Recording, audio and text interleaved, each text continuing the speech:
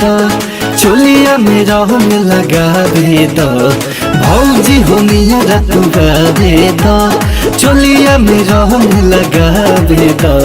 देवरू हो देखी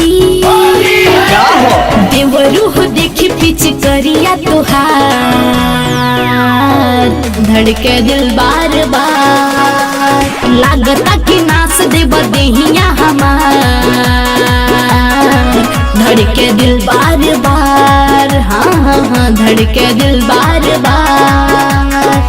अरे आज फंस जाए दो, दिल न दुखावो तनी पजरावा तू आवो, बारिश बारिश के दिनवा में ऐसे न तू धकियावा, दूर हटा ये दीवार, तनी करा तू सवार, होई बाउर जाती भैया तो हट जानी है खबर। अरे ना हो हरियर कलर ढार लेबे दा, लाला काला हंगा वाला सार लेबे दा, हरियर कलर ढार लेबे दा, लाला काला हंगा वाला सार लेबे दा। लागता कि खैबा हरि ना हो, लागता कि खैबा अब हमारा सीमा,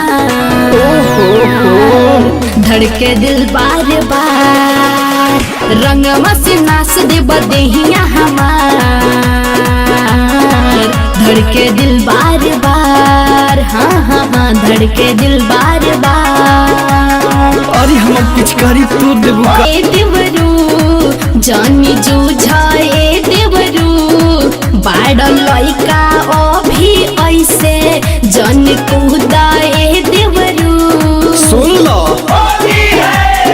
इमे नहीं कौनो भी शक बावे हो, ताहरा में आधा हमर हक बावे हो, इमे नहीं कौनो भी शक बावे हो, ताहरा में आधा हमर हक बावे हो।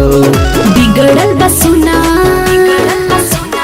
बिगड़ल बा होलिया में आदत तोहार, ए पीछे धड़के दिल बार बार, लगता कि नाच देब देहिया हमार, धड़के दिल बार बार, हाँ हाँ हाँ धड़के दिल बार बार।